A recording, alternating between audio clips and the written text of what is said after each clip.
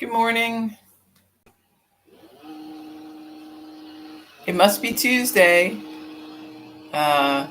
because I hear the leaf blower. I'm not sure what it is they got going on over there, but there's always some yard work being done Tuesday mornings, just before 9. Good morning, Dora. Good morning, Deb. Another beautiful day in Delaware. Weather is nice where I am anyway. Although I have noticed that doesn't necessarily mean it's great other places. My husband, when he wasn't working from home, was working up in Newcastle, and the difference just between Newcastle and Delaware City was crazy sometimes. Not just raining, not raining, but even the temperature difference was um, noticeable. So I hope it's also nice where you are. Sue is still in Florida. Considering, yeah, I mean, I would absolutely come back. I don't know. The weather's got to be better than Florida. I don't know. Probably. I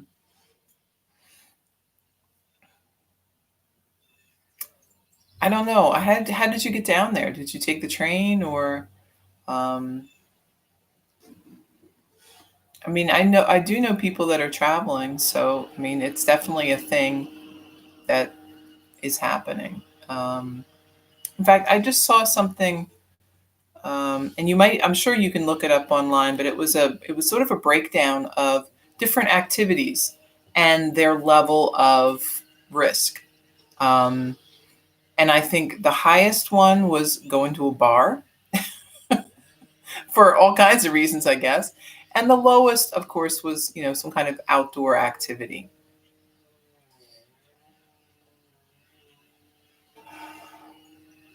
So the train is probably not a good idea at this point. Yeah. I don't know, Sue. Maybe you could rent a car and just drive back up. I don't know how you feel about that, but you could do it, and then they would.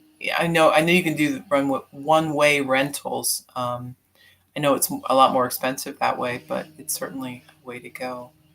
Um, and I was surprised to see that like air travel was actually kind of in the middle. I would have thought it was higher, but I don't know anything about it. So, but that might be something when you're having questions about what might be appropriate and what you feel comfortable doing. Um, See if you can find something like that. I don't know if it was the CDC that put it together or it was, um, I don't know. I think it was some epidemiologist. I keep finding these lists online of things that epidemiologists want to tell us about, COVID-19. And, I don't know how legit it all is. There is a lot of crazy information out there. So whatever you do find, make sure you do a little fact checking and make sure that it isn't just something that someone made up to have people click on it. Um, but I do think it's helpful to look at some of these things because everybody does have a lot of questions. And, you know, if especially since we haven't really been out for the past couple months, we don't really have much frame of reference for what is, you know, necessarily safe or not safe. Good morning, Ruth. Um, so, I mean, the way I'm sort of handling it is trying to find stuff online, um, trying to think about,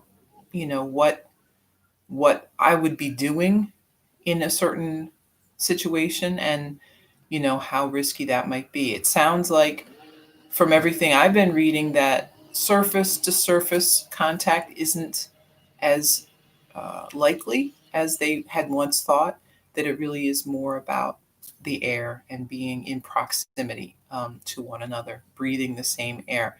So, any sort of situation where you could avoid that, so outdoor dining, outdoor things, things where you aren't confined in a space with um,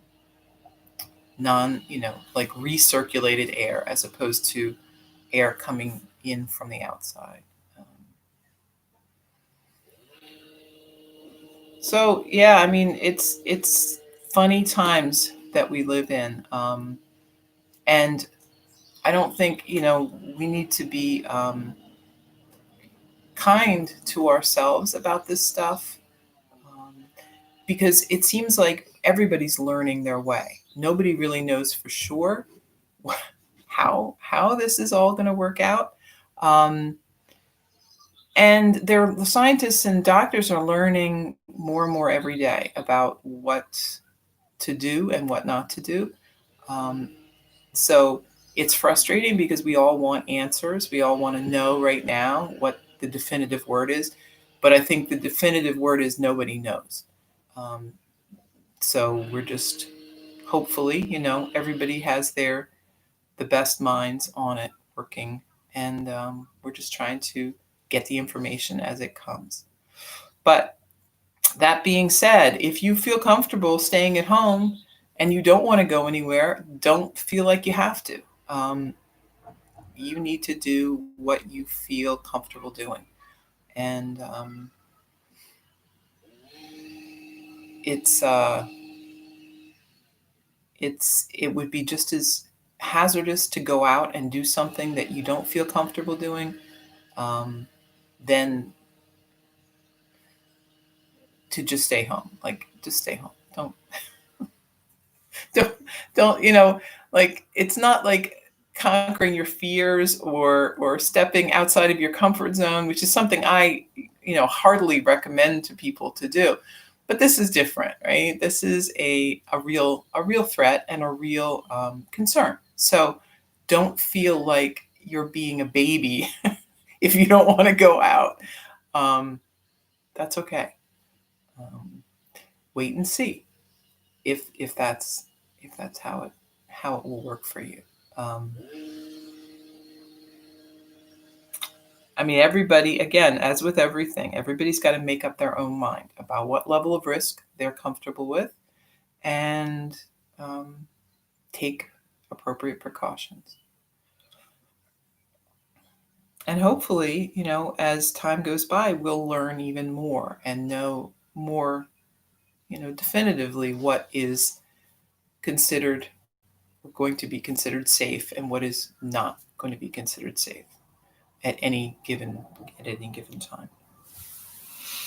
And we're all just going to stay very flexible and you know just see what happens. All right, so yeah, we got sort of started with that, but that's okay because that's something we haven't talked a lot about, and probably it's not a bad thing to talk about. And I think you should definitely, if you haven't talked about it with your friends and your family, you should. I know a lot of people that are kind of tiptoeing around the whole situation, kind of like if you talk about it too much, it makes it too real. Um, but it is real, and there's nothing you're going to say or do that's going to change that. So better that you find out how everyone feels about it, um, and be very open and in discussing what's going on. So today we're going to talk about the fourth limb of yoga on the tree of yoga, and that is pranayama, which is breathing and sort of the control um, of breathing. So obviously, we're breathing all the time, and we all know what that is. Um, but prana, so we translate that as breath, but it's a little more than that. in yogic terms. So prana is actually what we consider the life force in the body. Um, Prana, we draw that first breath when we're born, and we exhale that last breath when we pass away. So prana is that embodiment of the life force. Um, and as such, it's very important. It's a really vital part of our body. And we can do a lot of things with that. So prana and yama is, we know the yamas, right? So the yamas are kind of rules and regulations and control, like a way to kind of control our behavior and so we've got these two things together. We're kind of regulating and controlling the breath in a way um, that we can focus it to do things that we want it to do. So we can heat the body up, we can cool the body down, we can do different, direct that breath and energy in different ways through the body. There's a lot you can do with pranayama. We aren't going to get too deep into it because it's a whole thing in and of itself. So that's another thing that I want to say is that the 8 limbs are they're whole, like they're big branches. You can get into that. It's like they're not like little twigs. They're like big branches, and then they branch off into a whole bunch of other things. So if you are interested in pranayama and you think that's a really cool thing, you can get into that. There's a whole bunch of different things you can do. But we've done a few. We've done sort of that alternate nostril breathing, nadi shodhana. I don't know what else we've done. We might have done Kalabati. I don't know. But anyway, I'm going to talk about Agnisara because a lot of people don't talk about Agnisara, and I think it's a really good one.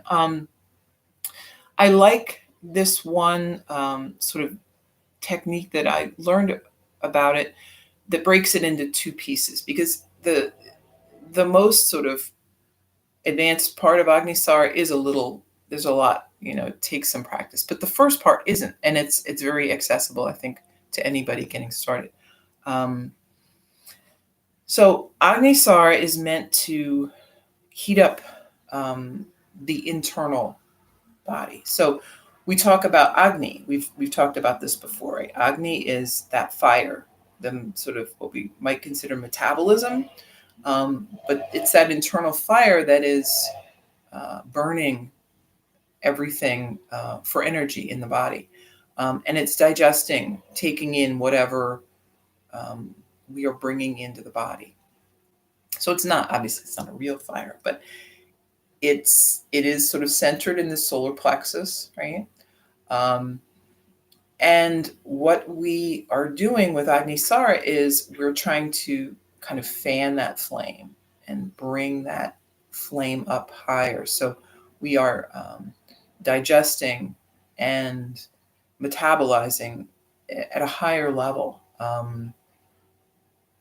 Kind of like when you have a old-timey fire and you have the little bellows that you're squeezing and it's blowing air on the fire.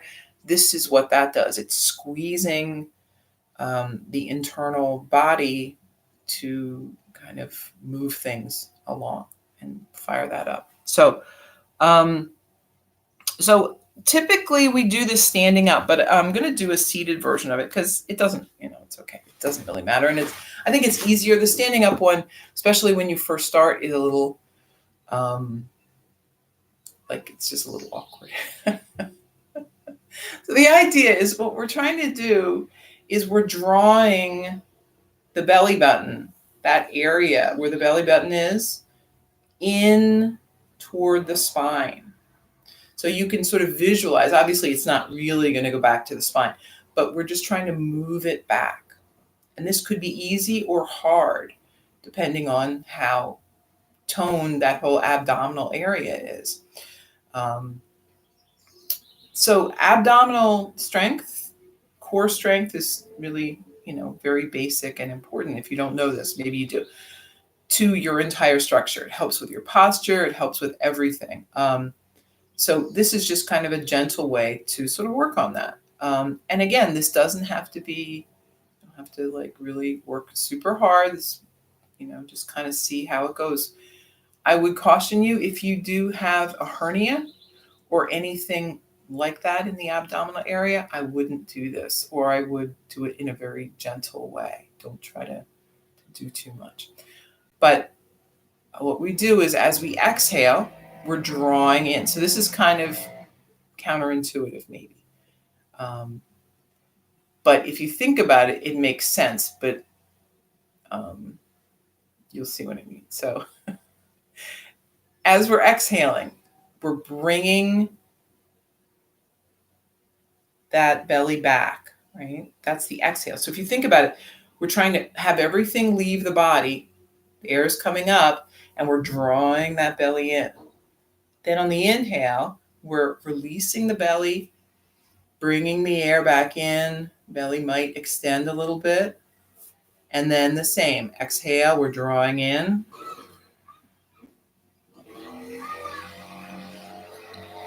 Inhale is releasing. Exhale.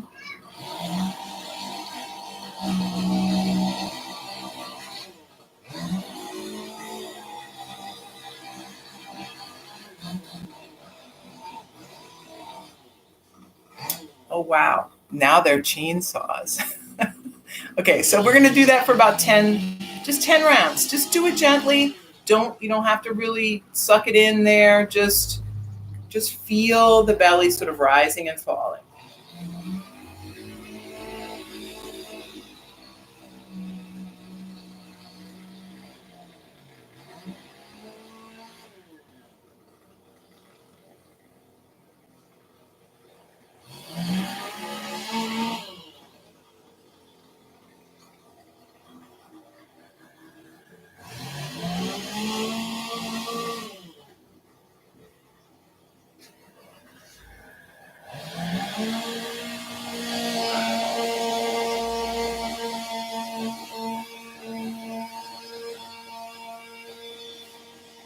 So you can keep going with that.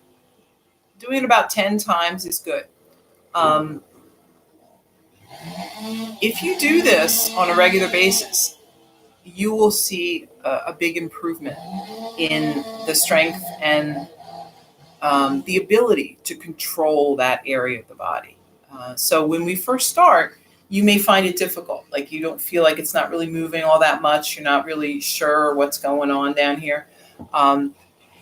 Part of what you need to do is build the awareness between what I want to do and what this does. So we work with that. The only caution I would say about this too is you want to do it on an empty stomach. So hopefully stomach was pretty empty. I mean, if you have some liquids or something, it's okay. But anytime, and what I've read is sort of 3 hours after a meal is what they consider an empty stomach. So you could do this a couple times a day. You could do it, just a few times at different points in the day. You could do it before. I wouldn't say don't do it too close to bedtime because it is a heating practice and it might keep you up. But morning is a great time to do it because you really get everything going for the day. But see, if you like it and it feels like something that might help you, you can just kind of put it into your practice when you get started. You could also do it after, your yoga, just to kind of move everything through. If you ever have trouble with digestion, constipation, things like that, this will help a lot. It helps kind of move that whole area and just kind of churn everything around. So see what you think about it. So that's Agni Sara, one of many pranayama practices. And we may do a few more as we go along. But I like it because, people worry a lot about their abs and all their doing sit-ups and doing all this. I mean, it's fine, but this is a great way to work that area without having to strain your back or do any of the other things that come sometimes that people get with trying to do crunches and sit-ups and stuff like that. So um, it's a simple way to kind of work, and you're also going to get that benefit of um, working the breath with it. So again, exhale is the drawing in, inhale is the expanding. That's, to me, that is sort of counterintuitive. I don't know why, but it may make sense to you. All right, so that is the pranayama bit, and then we're going to do some asana. And I think they stop with the chainsaws, but I can't guarantee anything. So if it gets loud again, it gets loud.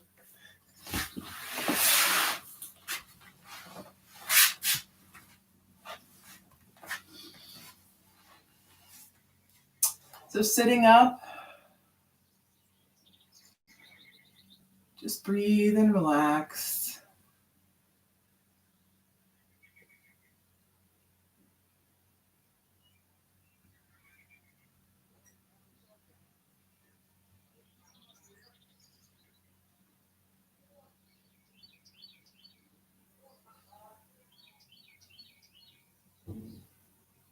One more, and then chin down toward the chest. Just let it hang here. Take a few breaths.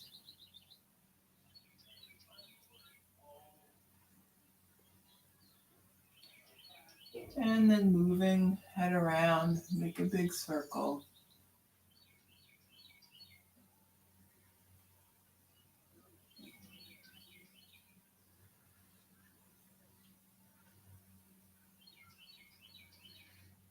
One way and then the other.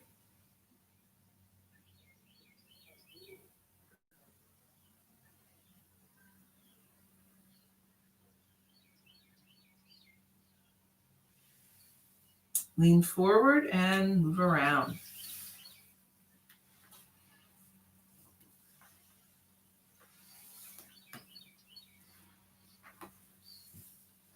One way and the other.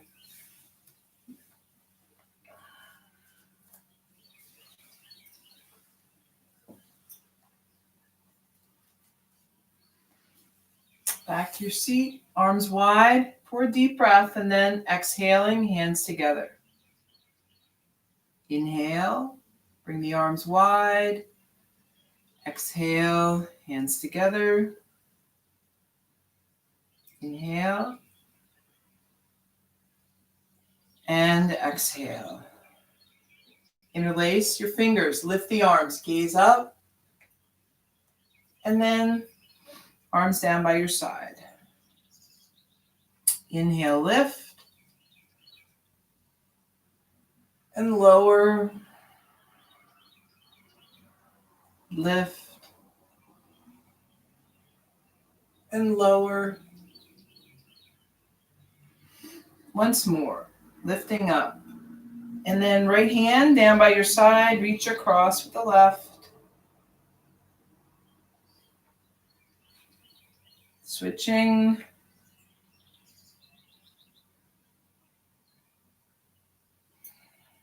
And back up. Lift the shoulders, roll back.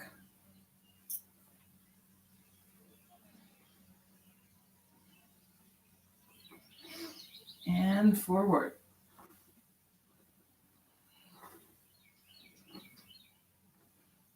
Right hand on left knee, left arm behind you, sit up tall, take a twist.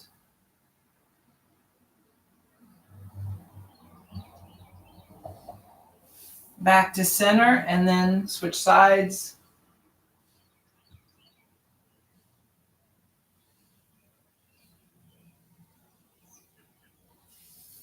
Back to center, tabletop.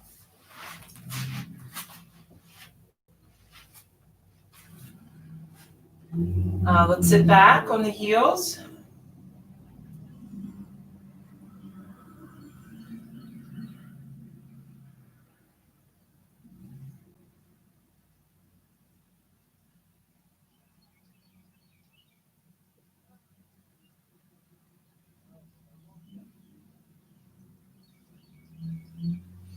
Back up to tabletop. And let's extend the right leg back, pressing the heel away.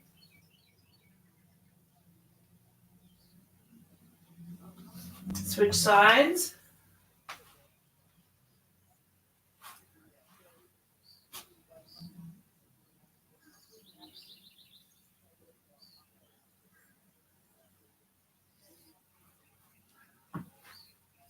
And we're going to come back into child's pose, but this time, see if you can bring the knees a little wider on the mat so that maybe you can come down a little lower with the body.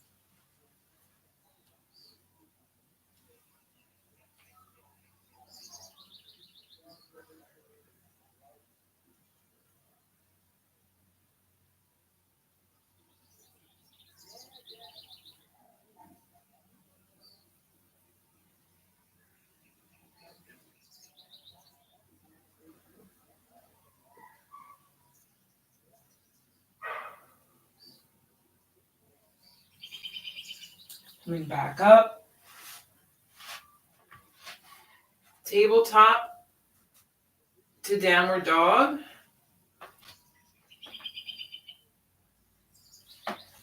And we can bend the knees a little, move around, just loosening up.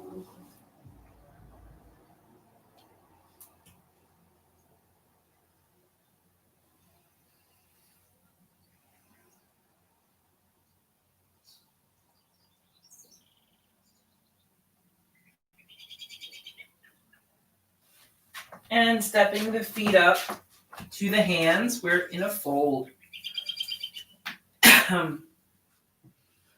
Take a few breaths. Maybe we'll bend one knee and then the other, but keep the heels on the mat. So it's a very small movement, just through the hips.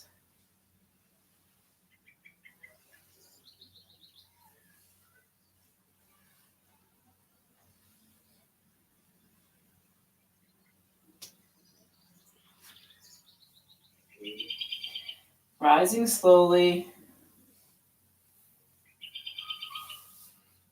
Standing tall. Take a breath in and out.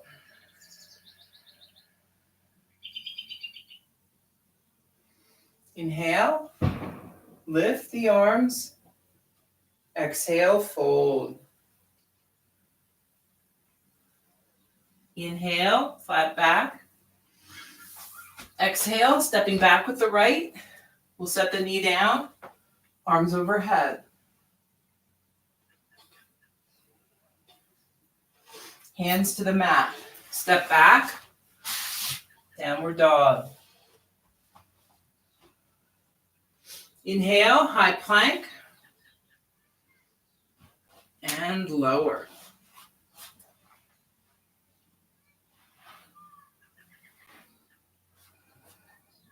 Inhale, lifting head and chest, then lower.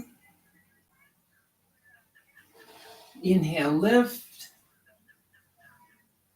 lower. Once more, lift, and lower.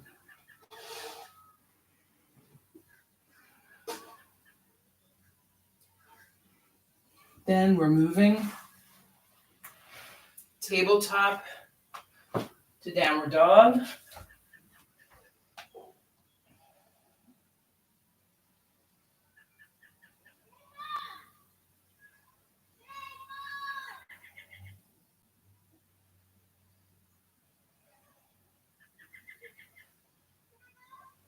One more breath. Then right foot steps up. Drop your knee on the left, arms overhead. Hands down to the mat. Step the back foot up and fold. Inhale, flat back. Exhale, fold. Lift arms. Back to mountain. Take a breath.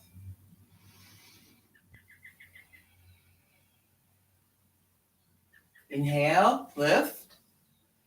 Exhale, fold. Inhale, flat back. Exhale, left foot steps back. Set the knee down, arms overhead. Hands to the mat. Moving back. Downward dog. Inhale, coming forward to high plank. Lower down.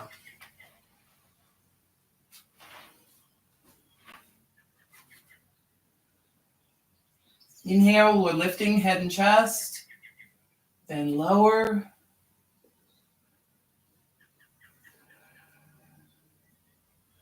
Inhale, lift. Lower.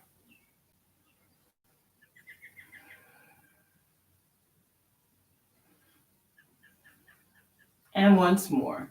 Lifting up. Lowering down. Back up, tabletop to downward dog.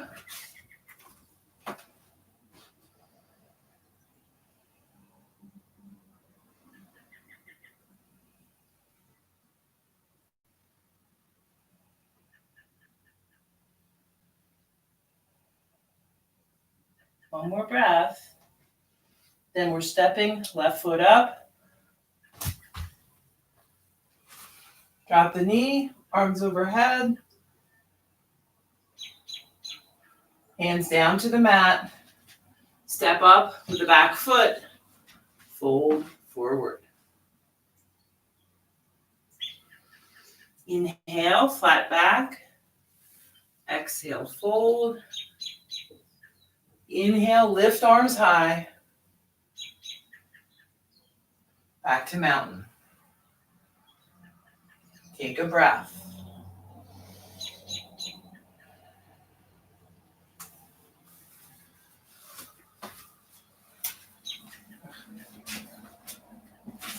My mat.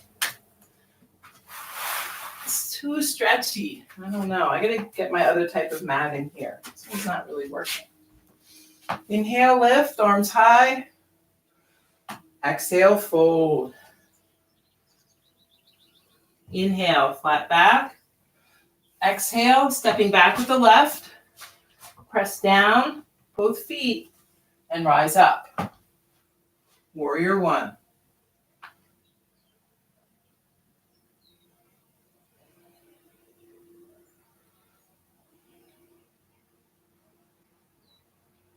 Take a breath and then move to warrior two. Shoulders relaxed, steady breath.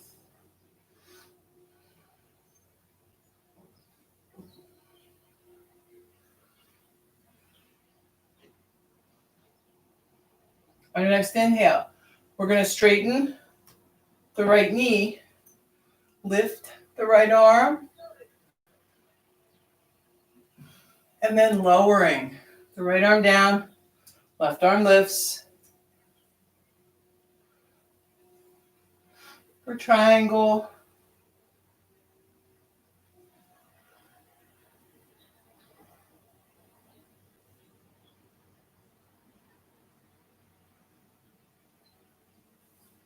Come on back up.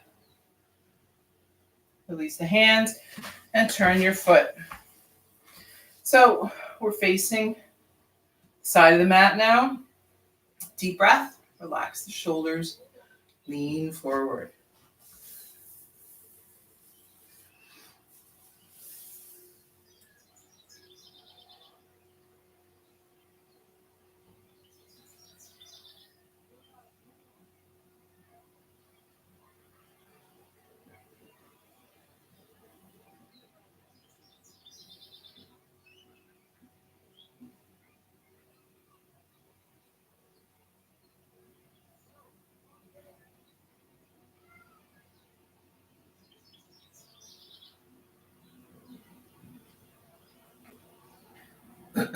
And then if you've got a block, you could have that here, or you could just bring the hands down.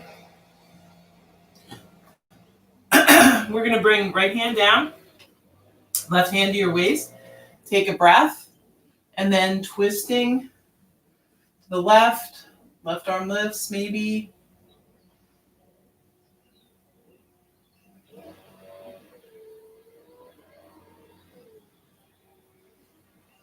Back to center, switch.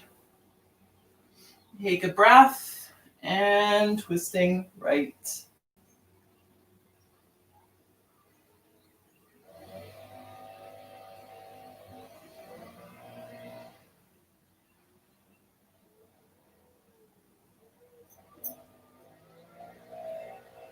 Back to center. Take a couple more breaths here. Make sure you've got that weight toward the front.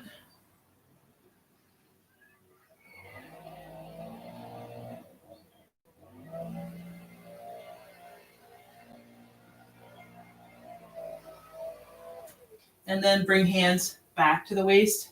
Engage the thighs, lifting up. Take a breath. If you feel lightheaded, hands up over the head. And then we're turning. So we're facing front of the mat. Right leg is out, left leg behind. Interlace the fingers. Draw the shoulders back. Deep breath.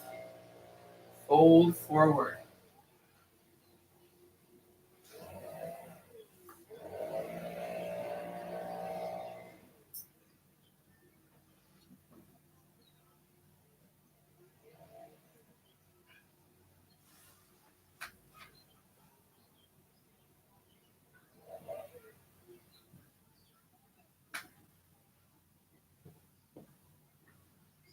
And then rising back up. Back foot steps to the front. Arms up overhead. Back to mountain. Take a breath.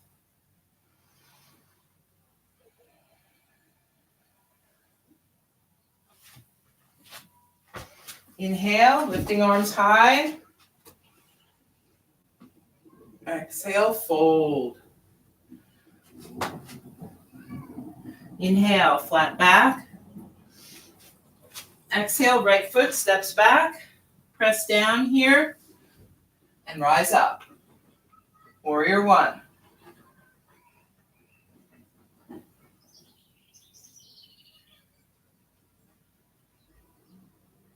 Moving to warrior two.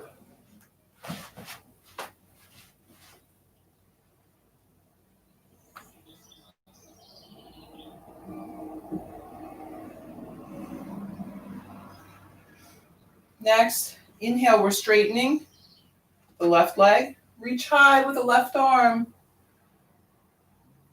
And then lower. Right arm lifts.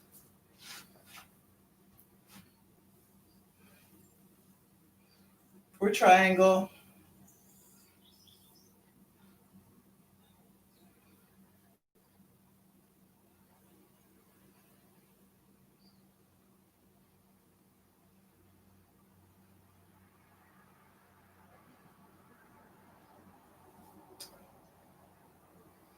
Back up. Release the hands and turn the foot. So we're facing here, side of the mat again. Deep breath. Let's bring the hands to the waist and then roll them on the back, slide them back. We're squeezing the elbows together as much as possible. Take a deep breath and fold.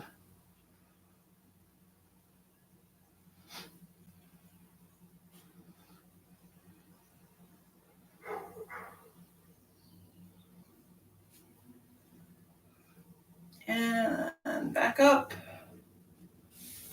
Release the hands. Let's bring them up over the head. Maybe grab opposite elbows. Couple of breaths. And then hands down, let's step it in. So we are ready for Malasana, shoulder width with the feet, hands together, breath in and lower. Breathe.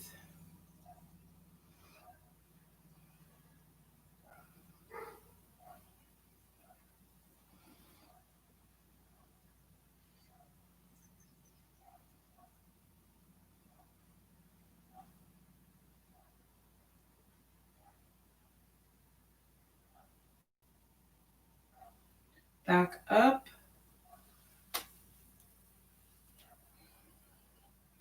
That felt hard today. Facing the front again, left leg is out. Let's interlace the fingers, squeeze the shoulders back. Deep breath, fold forward.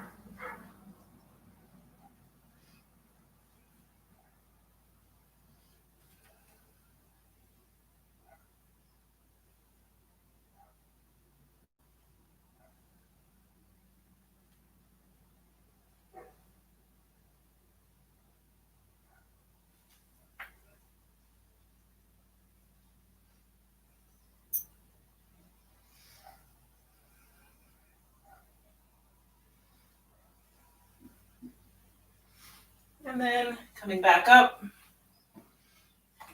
back foot steps up to the front, arms overhead, and back to mountain. Take a breath.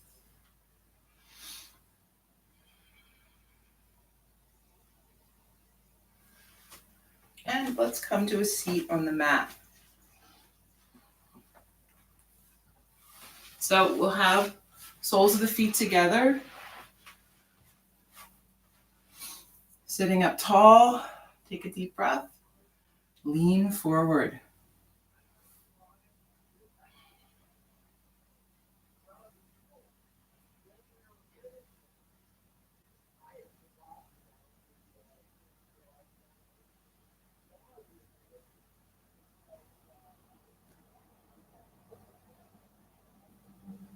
Coming back up. We're going to do cow face. So we've got the left leg underneath, knees pointing out. Bring the right over top as much as you can. And then we've got a hold of one foot in either hand, folding forward.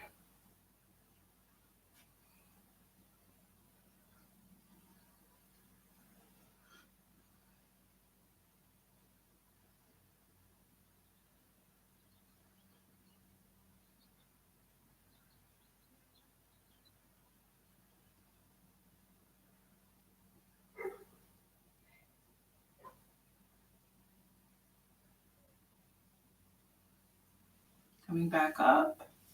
Let's switch the legs. So the right leg is under, left leg on top. Getting yourself organized here. Deep breath and fold.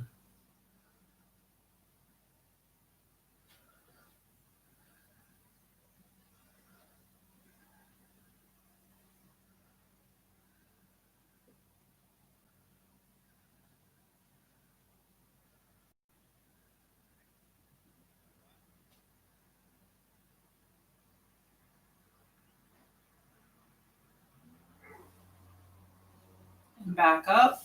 Both legs out in front.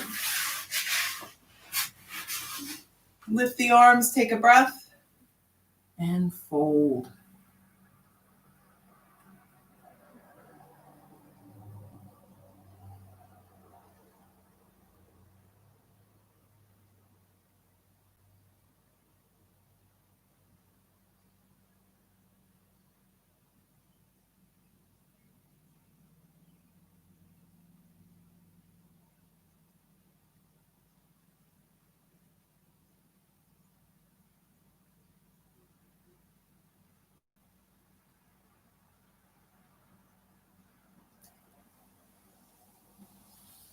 Moving back up. Bend the knees, soles of the feet to the mat. Give yourself some room behind. And lowering down.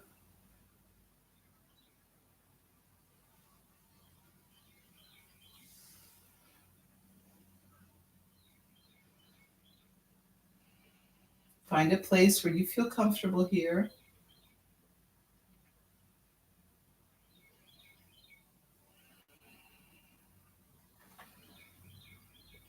We're going to bring that right knee in towards the chest.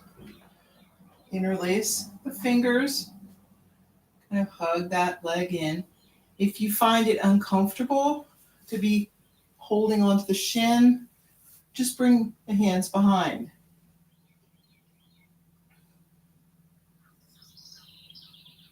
Right? Sometimes, especially if you feel like you're having some stiffness and it's hard to do this, putting a lot of pressure on the shin is then you transfer that pressure to the knees. So better to kind of hug the thigh in.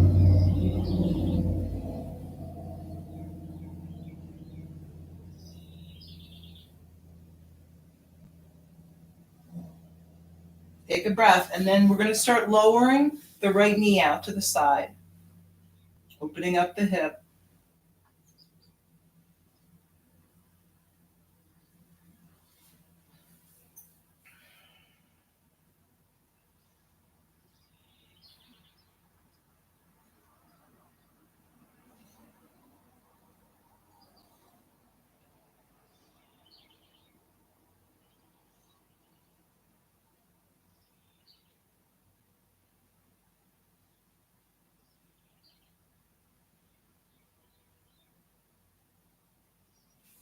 And then bring the knee back to center. We're going to draw it across the body, so we're rolling up on that left hip a little. Breathe. You can keep the knee bent if you want to. You could extend the leg. Maybe give you a little more twist or a little more stretch.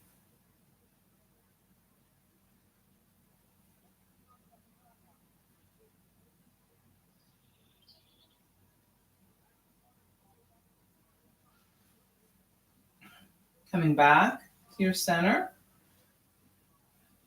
And let's switch. Hugging in this leg, however you want to do it. Left leg is hugged into the body.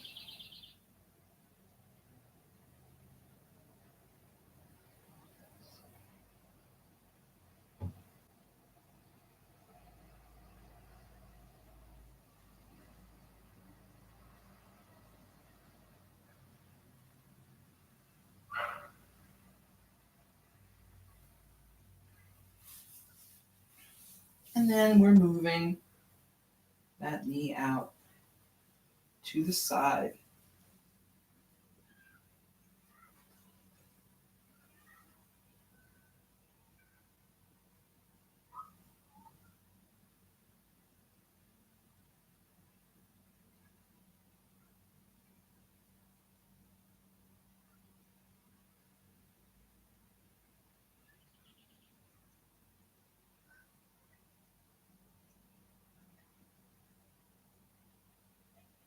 Back to center. Drawing that knee across the body. We're rolling up on the right hip for our twist.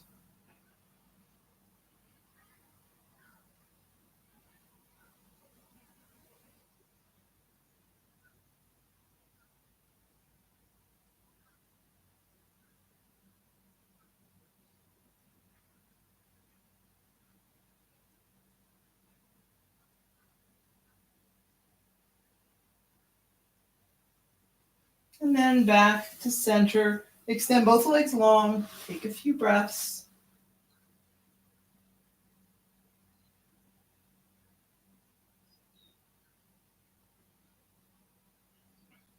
And then bend the knees again. We're going to bring heels in close to the body. Ready for your bridge. Hands by your side. Press down, hands and feet, lifting up.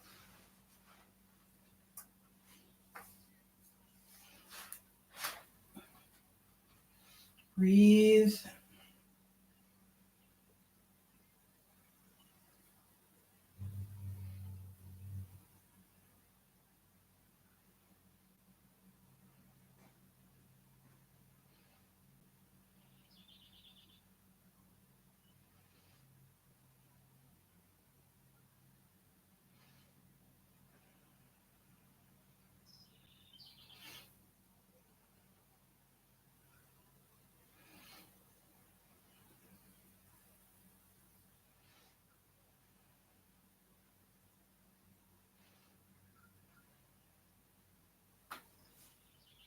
And then we're lowering down. Soles of the feet together. Take a few breaths. Feel that lower back sort of flattening down.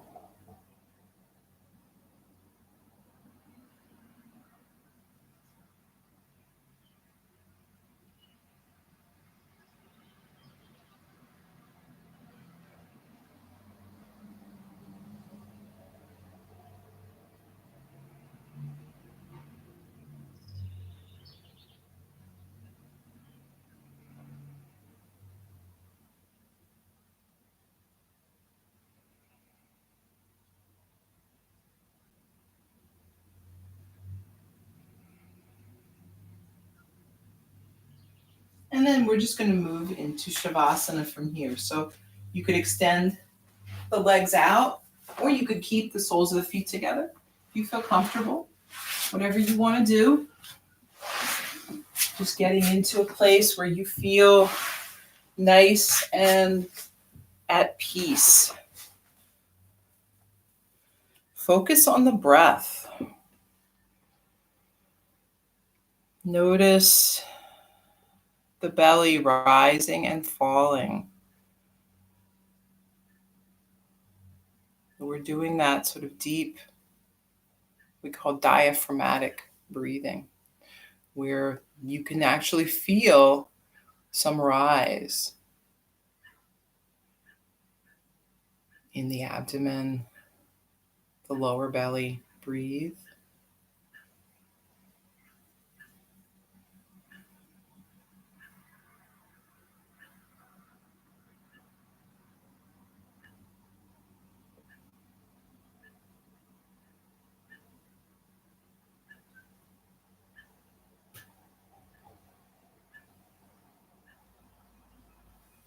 So I forget what the statistic is, but it's a pretty small volume of our lung capacity that we use in our normal breath. And if we aren't, let's say, an athlete where we're doing a lot of exercise and we are ever using, we may never really use our full capacity of lung ability. So working on increasing that capacity, kind of mindfully trying to expand the lungs, give the lungs that room. So the lungs are in a vacuum, right? They are, so we talk about drawing the breath in, but we aren't actually doing that at all. We are merely allowing the breath to fill the lungs. As the lungs relax, as our body structure relaxes, the air rushes in to fill that space. So if we hold ourselves so tight and so stiff all the time, there's no way we can get any volume of air, right? We're just getting the very bare minimum. And, it's hard. We can have, stressful days. We can be doing things where we can't focus on our breath all the time.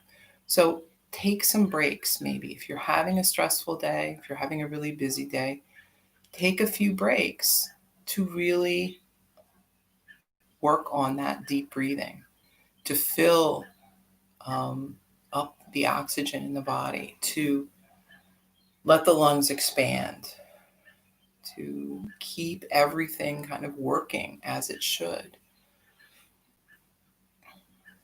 Before bed is a great time to do some deep breathing, right?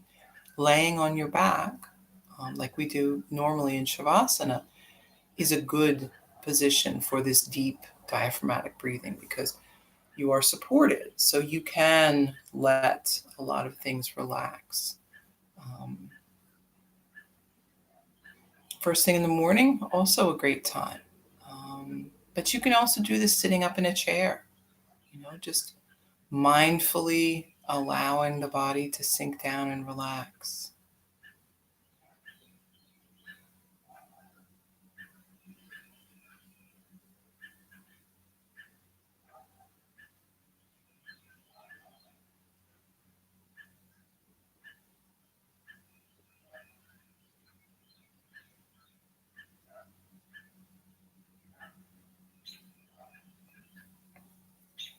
Remember that the breath is the bellows that fans that flame of Agni.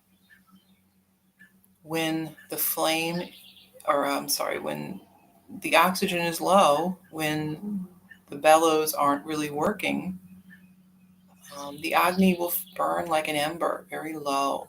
Um, and signs of that are like feeling cold, feeling tired, feeling like just overwhelmed, that feeling of general unease, just nothing really feels just right in the body.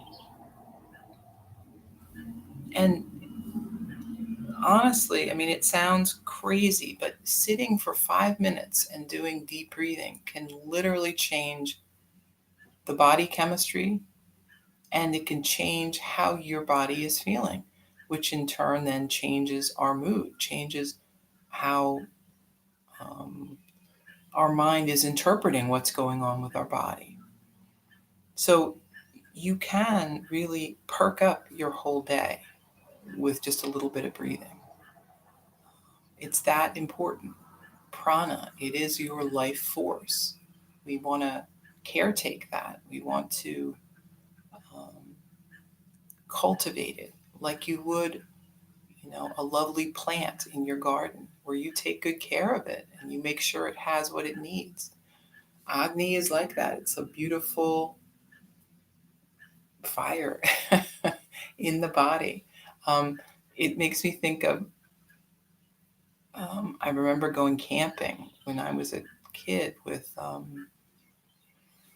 another family of friends of my dad's. And we were, none of us, like, I think they knew something about camping. We didn't know anything about camping. So one of the boys, there was a few older boys, and his job was to tend the fire. And his dad said before he went to sleep, "Don't let that fire go out, boy." And he stayed up all night to make sure that fire did not go out.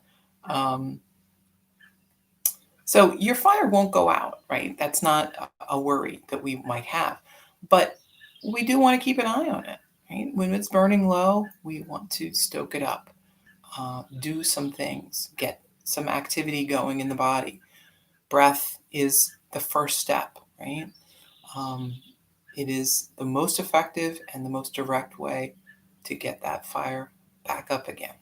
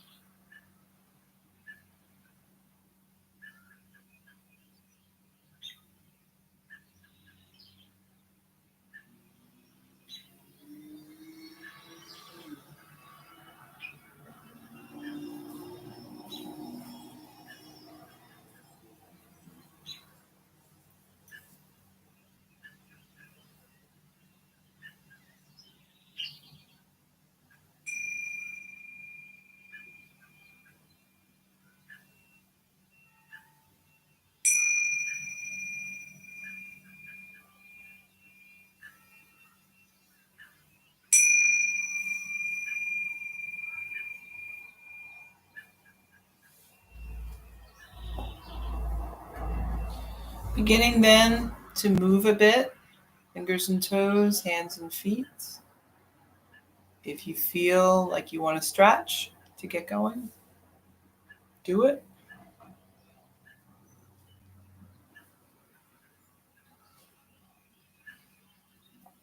Making your way up to a seat. We're going to bring hands together. Deep breath in and out again. Thank you for coming out this morning to your computer or your TV and sharing yoga with me and with everyone on the channel. I hope you have a really good day and enjoy this lovely weather. Namaste.